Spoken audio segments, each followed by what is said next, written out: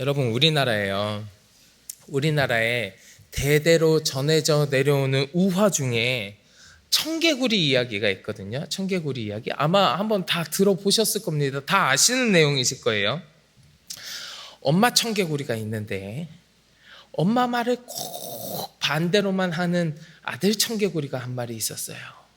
요놈이 엄마가 무슨 말을 하든지 반대로만 하는 거예요. 반대로만. 그러던 어느 날 이 엄마 청개구리가 시름시름 앓다가 이제 죽게 됐습니다. 죽게 됐어요. 그래서 이제 죽음을 맞이하면서 아들 청개구리한테 유언을 남기는데, 이 아들 청개구리가 언제든지 자기 말은 반대로만 하니까 이번에도 아마도 반대로 하겠지라고 생각하면서 엄마가 죽으면 강가에다가 묻어다오, 이렇게 유언을 남겼습니다. 그런데 이 아들 청개구리가 엄마 말은 늘 언제든지 반대로만 행하다가 엄마의 마지막 유언을 들으면서 내가 계속해서 엄마 말에 반대로만 행했었는데 마지막으로 엄마의 유언을 똑바로 들어드려야겠구나 생각하고 엄마가 죽었는데 엄마를 그대로 강가에 묻었어요. 그래서 비만 오면 엄마 무덤이 떠내려갈까 봐 막 그 강가에 가서 운다라는 그런 내용의 이야기입니다.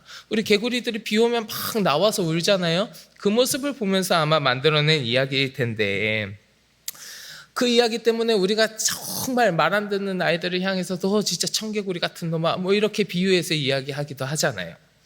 근데 여러분, 이런 우화 속에서도 평생 엄마 말을 안 듣던 그 아들 청개구리가 딱 한 번 엄마 말을 제대로 듣습니다. 그게 언제입니까?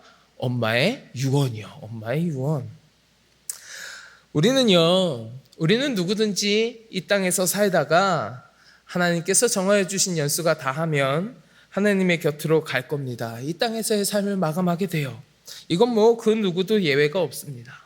그리고 그때가 되면 많은 사람들이요, 남아있는 가족들이나 아니면 소중한 사람들을 향해서 마지막 이야기를 남기는데 우리가 이것을 보통 유언이라고 부릅니다. 그리고요, 여러분, 그 마지막 이야기에는 크게 보통 두 가지 유형이 있어요. 첫째는 뭐냐면, 내가 죽으면 내가 갖고 있던 재산들 어떻게 해라, 형제들끼리 어떻게 나눠 가져라, 뭐 어디에 기부를 해라 라든지 뭐 등등등 자기 재산에 대해서 어떻게 해라고 이야기하는 유형이 한 가지가 있고요. 또 한 가지는 무엇이냐 하면, 자신이 그 인생을 살아오면서 평생을 통해 느꼈던 삶의 교훈이나 깨달음 같은 것들을 전해주는 경우가 있습니다. 아마도 남아있는 사람들이 그러한 자신의 깨달음들을 전해줌으로 말미암아 그걸 잘 듣고 그걸 바탕으로 이제 너희들의 삶을 잘 살아가기를 바라는 마음으로 그런 유언들을 남길 겁니다. 그런데 어떤 유형의 이야기가 되었든지 내 삶을 마무리하는 마지막 이야기를 내가 전하는 건데, 그때는 자신이 전해줄 수 있는 가장 중요한 이야기를 하지 무슨 시덥잖은 농담하지는 않을 거예요. 그리고요, 그 유언, 그 마지막 이야기를 듣는 사람들도 이 마지막 이야기만큼은 내가 평소에 말을 잘 안 들었었더라도 그 마지막 유언만큼은 내 가슴에 새기고 지키면서 살아가려고 노력할 겁니다. 아까 이야기했던 청개구리도 다 말 안 듣다가도 엄마의 유언만큼은 똑바로 들었었잖아요. 우리도 아마 다 그럴 거예요. 여러분, 오늘 우리가요, 역대상 28장의 말씀, 역대상 28장 1절부터 10절까지의 말씀을 같이 읽었는데, 이 말씀은요, 다윗의 유언이라고 하는 말씀입니다. 다윗의 유언이요. 일평생 동안을 전쟁터와 그 황무지를 누비면서 수많은 경험을 하면서 살았던 다윗이 이제 기력이 쇠한 거예요. 기력이 쇠하고 죽을 날을 얼마 남겨놓지 않은 그러한 시간을 맞이했습니다. 그 시간을 맞이해서 다윗이 이제 자신의 삶에서 할 수 있는 마지막 일들, 자기가 해야 하는 마지막 일들을 합니다. 그것이 오늘 본문보다 앞선 말씀, 역대상 말씀에 쭉 이어져 나와요. 그 중에서도 23장부터 25장까지의 말씀을 보면 성전 봉사자들을 임명하고 그들의 봉사하는 순번을 규례로 정하는 작업들을 해요. 그리고 26장에 넘어오면 성전 문지기, 성전 창고지기 이런 사람들을 임명해갖고요, 장차 지을 예루살렘 성전에서 이 사람들이 그와 관련된 모든 일들을 잘 할 수 있도록, 성전의 경비라든지 관리라든지 그런 것들을 잘 할 수 있도록 만전을 기합니다.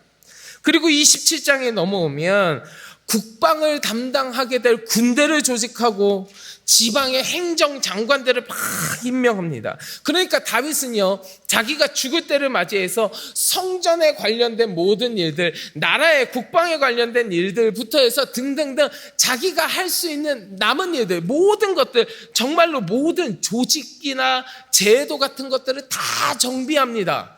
자기가 이제 갈 준비를 하는 거예요. 갈 준비를 하면서 이런 것들을 다 정비해요. 그렇게 다 준비한 다음에 이제 백성들과 솔로몬을 향하여 마지막 유언을 남기는데, 그게 우리가 같이 봉독한 오늘 본문의 말씀이에요.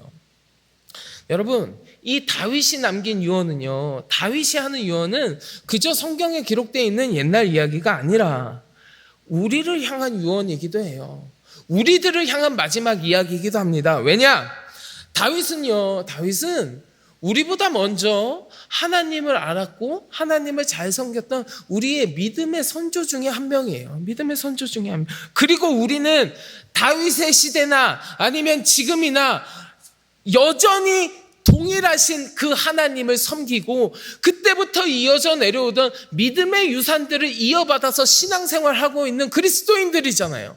그러니 우리의 믿음의 선조가 되는 다윗의 유언은 우리를 향한 이야기이기도 한 겁니다.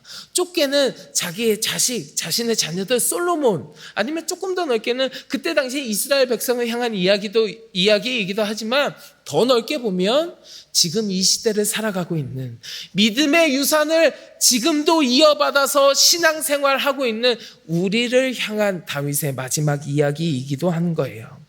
우리가 오늘 본문을 통해서요, 다윗이 믿음의 백성들에게, 우리들에게 남긴 마지막 이야기가 무엇인지 함께 살펴보면서 올바른 성도의 삶에 대해서 한번 같이 나누어 보는 시간을 좀 갖고자 합니다. 여러분, 오늘 본문 1절이요. 1절 말씀 같이 봉독해 보겠습니다. 다윗이 이스라엘 모든 고관들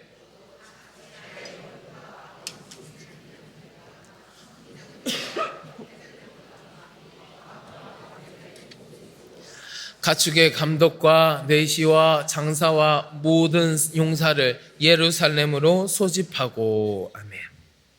이제 다윗이요, 자신이 마지막 이야기를 남길 거잖아요. 자기가 이제 유언을 할 거란 말이에요. 그러니까 이 유언을 들을 모든 사람들을 다 불러 모으는 겁니다.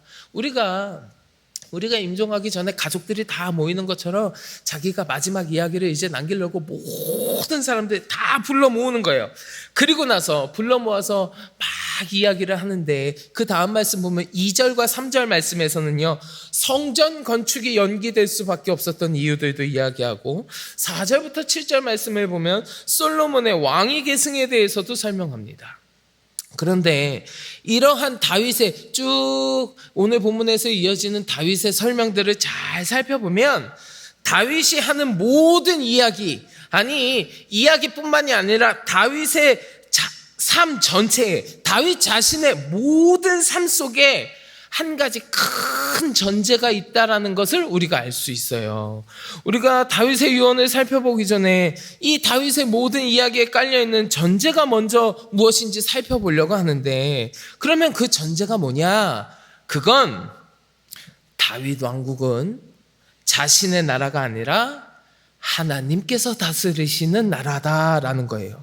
이스라엘은 하나님께서 주권적으로 역사하시고 섭리하셔서 이루어져 있는 나라라는 것을 먼저 전제로 이야기하는 겁니다. 즉,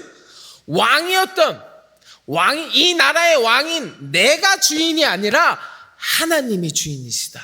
이스라엘은 내 삶조차도 모든 것의 주인 되시는 분은 내가 아니라 하나님이십니다가 전제되어 있어요. 이게 그 이스라엘 백성 모두에게 다윗 삶 전체에 다윗이 하는 모든 이야기에 전제로 깔려 있습니다.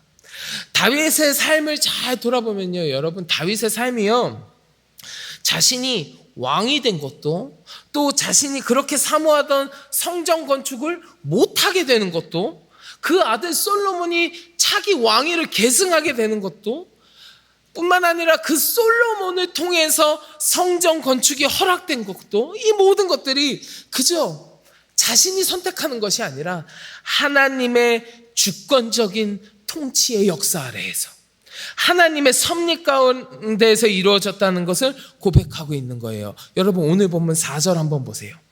4절 말씀 같이 봉독합니다. 그러나 이스라엘 하나님 여호와께서 전에 나를 내 부친의 온 집에서 택하여 영원히 이스라엘 왕이 되게 하셨나니 곧 하나님이 유다 지파를 택하사 머리를 삼으시고 유다의 가문에서 내 부친의 집을 택하시고 내 부친의 아들들 중에서 나를 기뻐하사 온 이스라엘의 왕을 삼으셨느니라. 아멘.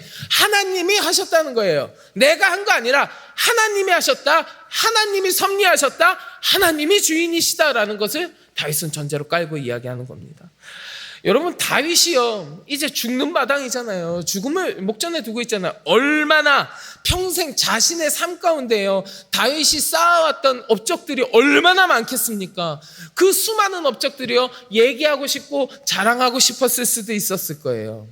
여러분, 사람이요, 뭔가 자랑거리가 생기잖아요. 그럼 자랑하면서 뽐내고 싶은 마음이 얼마나 크게 되는지 몰라요. 내가 이거 했다고, 내가 이런 일 했다고 드러내려고 하는 사람들 진짜 많이 봤습니다. 정말 많이 봤어요. 저도 그래요. 저도 별거 아닌 거에 대해 드러내려고 하는 마음이 얼마나 많은지 모릅니다. 제가 저녁밥을 잘 먹고 저녁에 이렇게 체중계 위에 딱 올라가잖아요. 그러면 야, 이래도 되나 싶어요. 가끔 이래도 되나. 그리고 아침에 이제 저녁에 그렇게 몸무게 재고 푹 자고 밤에 푹 자고 아침에 일어나서 체중계에 올라가잖아요. 그럼 보통 2kg쯤 빠져 있습니다. 저는 잠만 자도 2kg가 빠져요. 그런데 그 전날에 만약에 제가 무슨 고기 뷔페 갔다 왔다거나 그래서 엄청나게 많이 먹었어요. 그리고 재면 야, 이거 진짜 큰일 났구나라는 생각은 해요. 그리고 나서 그 다음날 아침에 일어나죠. 그 전날 정말 많이 먹으면 그 다음날 아침에 3kg까지도 빠져요. 잠만 자도. 너무 놀라지 마세요. 워낙에 많이 나가서 그래요. 네.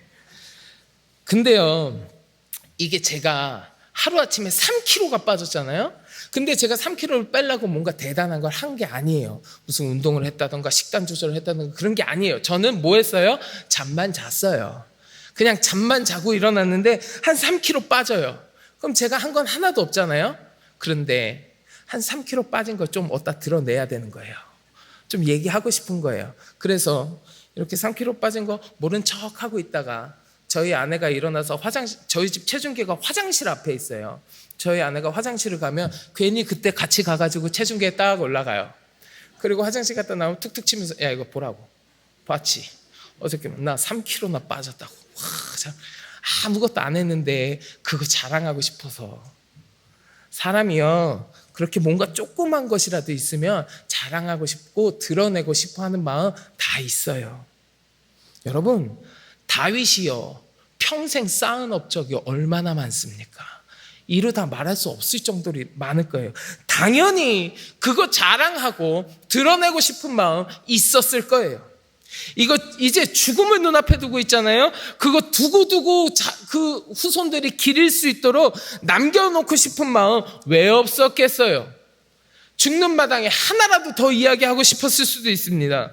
근데 다윗은 자신의 업적이 이만큼 대단하다, 내가 위대한 일을 해냈다, 내가 이런 것들을 했다, 이런 말 한마디도 안 합니다. 한마디도 안 해요. 왜? 그 모든 것은 내가 한 거 아니고 하나님이 하신 것이라는 것을 인정하고 고백하고 있기 때문에 그래요. 나를 드러내지 않는 겁니다. 심지어요, 반대의 경우에도 마찬가지예요. 여러분, 사람들 중에서요, 내가 뭘 막 열심히 하고 있었어요. 내가 뭘 하다가도 조금만 자기 뜻대로 되지 않고 조금만 뭐 다른 사람들한테 무시당하는 것 같고 인정받지 못하는 것 같고 내 뜻대로 안 되는 것 같으면 불평불만하는 사람들 얼마나 많은지 모릅니다. 불평불만하기 일쑤예요. 내 뜻대로 되지 않으면 불평이 생겨요. 그런데 다윗은 어떻게 했습니까? 여러분, 다윗이요, 일평생 갈망해 오던 일 중에 하나가 뭔지 아세요? 성전 건축하는 거예요. 성전 건축이라고 하는 그 소망이요, 다윗 가운데 가득했다고요. 그리고 다윗은 그 성전을 건축하려고요, 심지어 준비도 다 했어요. 열심히 준비도 다 했어요. 그런데 성전 건축의 사명은 다윗에게 허락되지 않았습니다. 내가 성전 건축하고 싶은 마음이 가득했어. 그래서 내가 성전 건축하려고 준비도 다 해놨었어. 내가 다 기획하고 내가 다 준비했어. 다윗이 심지어 스스로 그렇게 이야기해요. 여러분, 오늘 2절 말씀 한번 보실래요? 오늘 본문 2절이에요. 같이 봉독합니다. 이에 다윗 왕이 일어서서 이르되 나의 형제들, 나의 백성들아, 내 말을 들으라. 나는 여호와의 언약궤 곧 우리 하나님의 발판을 봉안할 성전을 건축할 마음이 있어서 건축할 재료를 준비하였으니, 나 그 마음이 있다니까. 그래서 내가 그거 준비했다니까. 성전 건축을 꿈꾸면서 자기가 성전 건축할 수 있도록 준비도 다 했다니까요. 이제 건축만 하면 되는데 하나님이 거기서 딱 막으시는 거예요. 넌 안 돼. 다윗아, 넌 안 돼. 이제 빠져라. 이제 그만 손 떼고 빠져라. 너는 성전 건축할 수 없다. 다윗의 마음이 얼마나 황망했겠습니까? 보통 사람 같으면 거기서 분노를 표출했을 겁니다. 아니, 내가 다 준비했는데 하나님 이제 와서 빠지라니요. 내가 고생하면서 이거 다 준비하고 내가 이거 하려고 얼마나 바라고 원했는지 하나님 모르십니까? 내가 그 마음 하나만 가지고 이렇게 다 준비했는데 하나님, 나는 빠지라고요? 나는 쏙 빠지라고요? 그러면서 화를 내면서 하나님 앞에 불평불만했을 겁니다. 보통 사람 같았으면. 근데요, 다윗은 그러지 않았어요. 다윗은 자신이 성전 건축을 못하게 된 것에 대해서 불평하고 원망하거나 그런 말 한마디도 하지 않았습니다. 조금 더 해석하지도 않았어요. 오히려 자신을 통해 준비된 이 성전 건축이 내 아들 시대에 가서 솔로몬에게 가서 온전하게 완성되기를 더 사모했습니다. 어떻게 해서 다윗이 이러한 모습을 보일 수 있었겠습니까? 내가 했다, 내가 이루었다, 나를 드러내는 것이 아니라 하나님의 주권, 하나님의 통치하심, 하나님의 역사와 하나님의 섭리를 온전히 인정했기 때문에 그럴 수 있었던 거예요. 우리는 간혹 자신이 모든 것을 이루어야만 되는 것처럼 착각하는 경우도 있어요. 그래서 자신의 업적을 자랑하기도 하고 때로는 자신의 뜻대로 안 된다고 원망하고 불평하기도 하고, 이렇게 나 자신을 드러내려고 하는 모습, 나만 드러내려고 하는 모습은요, 하나님의 주권과 하나님의 섭리와 하나님의 통치하심은 뒷전에 내팽개치고, 내가 하나님을 대신해서 결정권자가 되고 내가 하나님을 대신해서 집행권자가 되려고 하는 교만한 모습일 수도 있습니다. 오늘 본문에 나오는 다윗은 철저하게 자신을 내려놓고 오직 주의 인도하심과 섭리에 복종하는 참된 신앙의 모습을 보여주고 있고, 그 모습이 다윗 삶 전체에 깔려 있는 거예요. 오늘 봉독한 말씀 5절에서도요, 다윗은 이것을 고백하고 있어요. 여러분, 5절 말씀 한번 같이 보실래요? 5절 같이 봉독합니다. 여호와께서 내게 여러 아들을 주시고 여호와의 나라 왕에 앉혀 이스라엘을 다스리게 하려 하실세. 여러분, 다윗이 지금 뭐라고 했습니까? 내가 솔로몬을 왕으로 삼겠다가 아니에요. 솔로몬을 여호와께서 택하셨다 해요. 이 솔로몬을 나의 나라, 나의 왕국의 왕으로 앉혀라고 이야기하지 않습니다. 이 솔로몬을 여호와의 나라 왕위에 앉혀라고 고백하고 있잖아요. 이스라엘은 다윗의 나라가 아니라 하나님의 나라라는 것을 다윗은 선포하고 있는 거예요. 이것이 지금 다윗이 이야기하고자 하는 모든 마지막 이야기, 그리고 다윗의 삶 전체에 깔려 있는 거라고요. 바르게는 우리 성도 여러분들의 삶의 모습 가운데에도 이러한 전제가 있으시기를 간절히 축원합니다. 나를 드러내고 하나님 앞에서 교만한 모습으로 서 있는 것이 아니라 하나님의 인도하심과 섭리에 복종하며 하나님이 하시는 모든 일에 순복하는 거룩한 주의 백성이 다 되시기를 주님의 이름으로 간절히 축원합니다.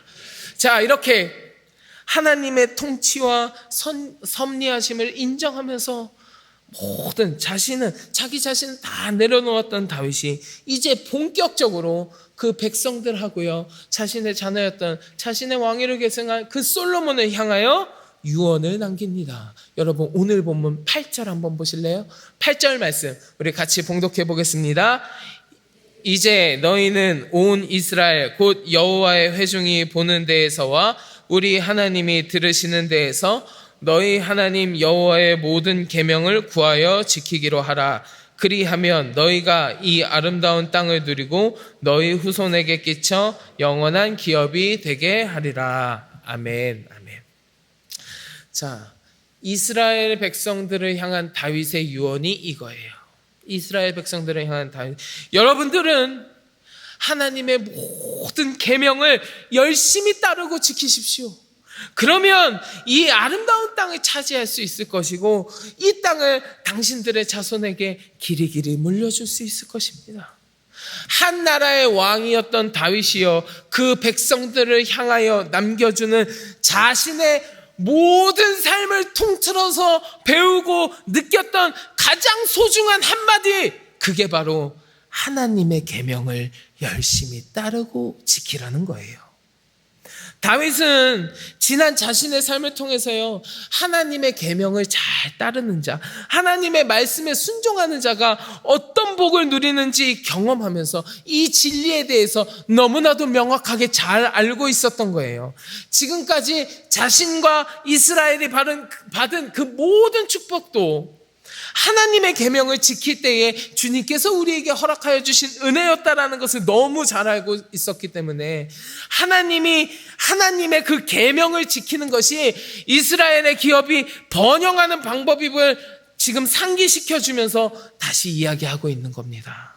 사랑하는 성도 여러분, 앞전에도 말씀드렸지만 이 다윗의 유언은요, 이 다윗의 마지막 이야기는 우리를 향한 이야기예요. 지금 나에게도 하는 이야기예요. 다윗이 지금 나에게 이야기하는 겁니다. 하나님의 계명을 잘 따르고 그 명령에 순종하십시오.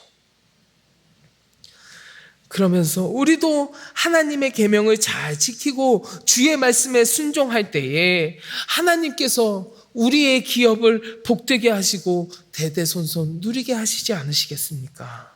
바라기는 이 시간 함께 하시는 우리 모든 성도 여러분, 하나님의 계명을 따르고 순종하는 삶을 살아감으로 말미암아 우리 주님이 우리에게 허락하여 주시는 그 아름다운 기업을 천대까지 누리며 살아가는 영원히 복받는 복된 가문을 이루어 가시는 우리 성도 여러분들 다 되시기를 주의 이름으로 간절히 축원합니다. 자, 다윗이 백성들을 향하여 유언을 남겼어요. 그리고 이어서 솔로몬을 향하여서 유언을 또 남깁니다. 계속해서 유언을 남겨요. 그런데 오늘 본문에 나오는 솔로몬을 향한 다윗의 유언은요, 우리가 조금 더 자세하게 세 가지로 나누어서 지금 살펴볼까 해요. 자, 오늘 본문 9절 말씀인데요, 한번 같이 봉독해 볼까요? 9절 말씀 봉독합니다. 내 아들 솔로몬아, 너는 내 아버지의 하나님을 알고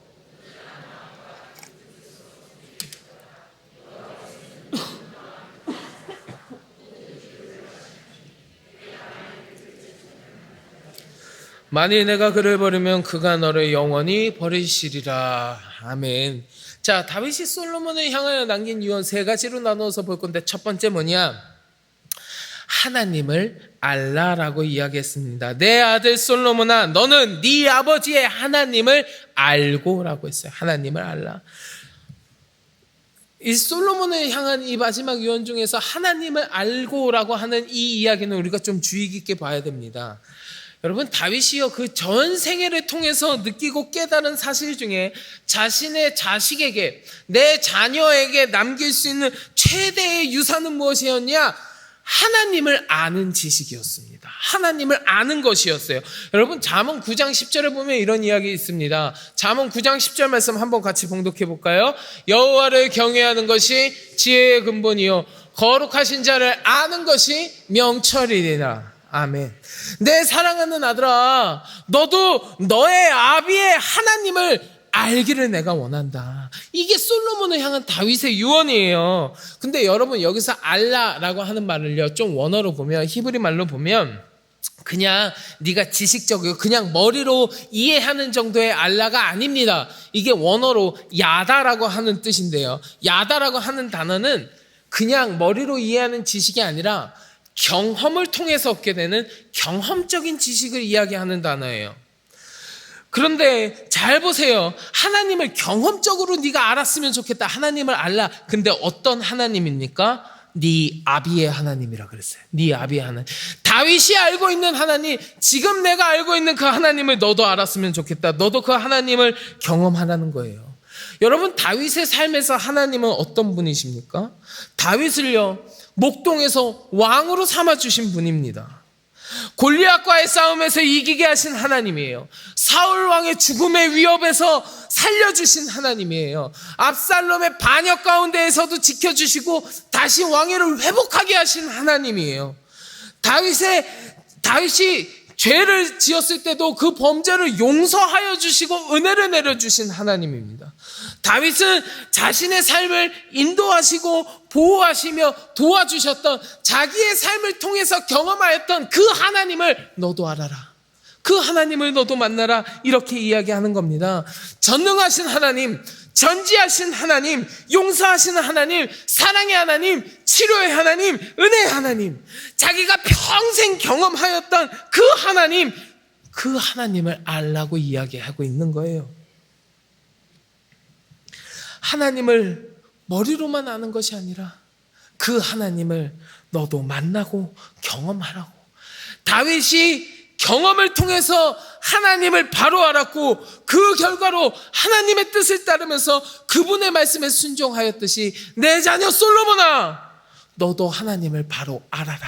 너도 하나님을 알라. 네 아비의 하나님을 알아라. 경험하는 하나님을 만나라. 그 하나님을 만나고 경험하여서 알아라. 그리하여서 그 하나님께 너도 순종하면서 살아가라. 이것이 다윗이 솔로몬에 향하여 남겨준 첫 번째 유언이에요.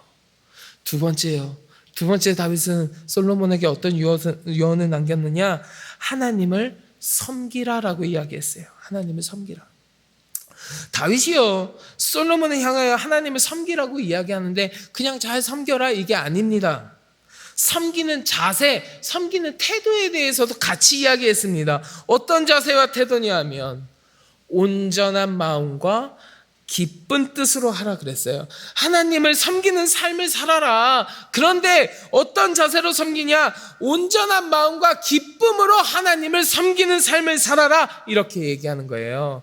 온전한 마음이요, 온전한 마음. 나누어지지 않고 한 마음을 가지고 한 마음으로 하나님을 섬기라는 거예요. 하나님을 섬기는 자가 그 마음을 나눠서 하나님에게도 한 발 거치고 이 세상에도 한 발 거치고 저기도 한 발 거치고 뭐 이렇게 나눠서 거치면 되겠습니까? 그러라는 거 아니에요. 그러지 말고 온전한 마음으로 여기저기 발 거치고 세상 가운데에도 발 걷고 우상을 섬기고 그러지 말고 하나님께만 집중하고 온전한 마음으로 네가 하나님을 섬기라는 겁니다. 여러분, 열왕기상 15장 3절에 보면요, 르호보암을 이어서 유다의 왕이 된 아비암이라고 하는 왕에 대한 평가가 써 있어요. 우리 열왕기상 15장 3절 말씀 한번 같이 보실래요? 같이 봉독합니다. 아비암이 그의 아버지가 이미 행한 모든 죄를 행하고 그의 마음이 그의 조상 다윗의 마음과 같지 아니하여 그의 하나님 여호와 앞에 온전하지 못하였으니. 아비암은요, 하나님 앞에 온전하지 못했어요. 그 마음이 하나님 앞에 온전하지 못하고 두 마음을 품었습니다. 하나님을 섬기는 척하면서도 우상도 같이 섬겼었거든요. 이 아비암의 마음이 온전하지 못했다고 그래서 성경에 딱 서 있는 거예요. 근데 반면에요, 여러분, 이 아비암을 이어서 그의 아들 아사가 왕이 됩니다. 아사가 왕이 되는데 성경은 아사에 대해서는 이렇게 평가해요. 우리 열왕기상 15장 14절 말씀 후반절만 함께 봉독해 보겠습니다. 그러나 아사의 마음이 일평생 여호와 앞에 온전하였으며. 아사의 마음은 온전하였다고요. 여러분, 하나님은요, 두 마음을 품는 것을 좋아하시는 분이 아닙니다. 두 마음을 품는 것을 싫어하십니다. 우리 십계명에도 써 있잖아요. 여호와 하나님 외에 다른 우상을 섬기지 말라고 했잖아요. 하나님만을 섬기라고. 하나님은 두 마음을 품는 것을 좋아하시는 분이 아니에요. 다윗은 이것을 너무나 잘 알고 있었습니다. 그래서 이야기하는 거예요. 온전한 마음으로 하나님을 섬기라고요. 그리고 덧붙여서 뭐라고 그랬습니까? 그 섬김이, 온전한 마음으로 하나님을 섬기는데 그 섬김이 마지못해서 섬기는 거, 억지로 섬기는 거, 그렇게 하지 말아라. 그게 아니라 기쁨으로 해야 된다는 거예요. 하나님을 섬기면 기쁨으로 해야 된다. 여러분, 섬기는 자가요, 기쁨으로 막 섬기잖아요. 기쁨으로 섬기면 섬기는 자도 기쁘지만 그 섬김을 받는 사람도 기뻐요. 받는 사람. 그런데 억지로 섬기거나 마지못해 섬기면 받는 자도 그 마음이 불편합니다. 그 마음 받는 자도 억지로 섬기는 거, 그거 바라보면서 어찌 그 섬김이 기쁨이 되겠어요. 우리가 기쁨으로 하나님을 섬겨야 하나님께서도 기뻐하시는 거예요. 내가 마지못해서 억지로 하나님 섬기면 내가 어쩔 수 없이 그냥 꾸역꾸역 하기 싫은데 억지로 하나님의 일을 감당한다고 그러고 있으면 하나님께서도 기뻐하시지 않을 거예요. 다윗은요, 자신의 삶을 통해서 하나님을 온전한 마음과 기쁨으로 섬길 때에 하나님께서 허락하여 주시는 은혜를 경험하였기 때문에 이러한 인생의 진리를 솔로몬에게 유언으로 남기는 거예요. 내 자녀야, 온전한 마음과 기쁨으로 하나님을 섬기는 삶을 살아라. 자, 다윗의 유언 마지막이요. 마지막으로 다윗은 솔로몬에게 뭐라고 이야기했냐면 하나님을 찾으라. 하나님을 찾으라고 이야기했습니다. 자, 우리 함께 봉독했던 9절 후반부에 보면 이렇게 이야기하는데 우리 9절 후반부 말씀만 한 번 더 봉독하겠습니다. 여호와께서는 모든 마음을 감찰하사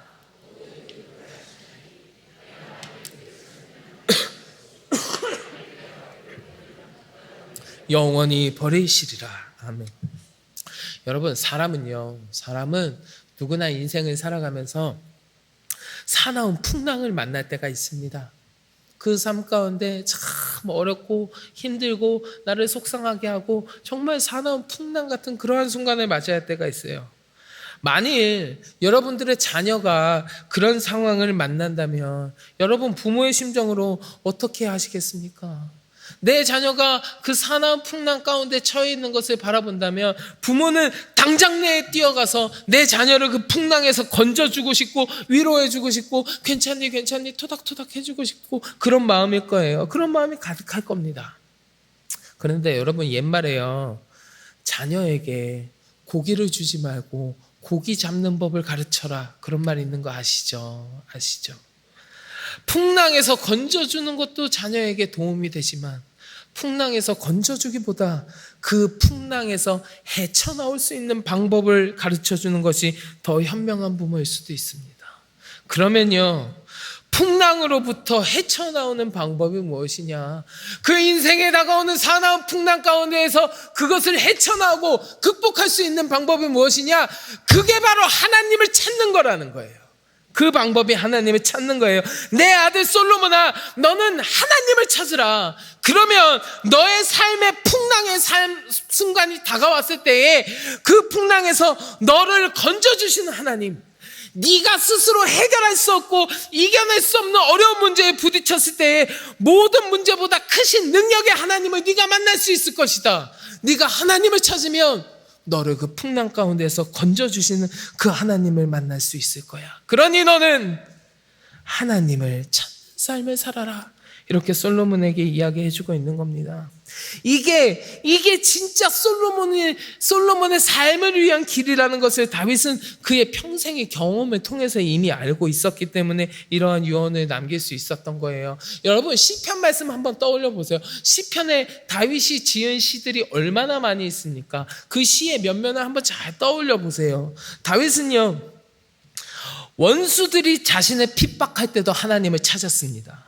다윗은 병들어 있을 때도 하나님을 찾았습니다. 다윗은 환난의 때에도 하나님을 찾았어요. 이러한 어려움의 순간뿐만이 아니라 기쁨의 순간, 즐거움의 순간, 그때에도 하나님을 찾았습니다. 다윗은요, 계속해서 하나님을 찾는 삶을 살았어요. 그리고 다윗이 하나님의 이름을 부르며 하나님을 찾을 때에 하나님께서는 언제나 응답해 주시고 다윗을 만나 주셨습니다.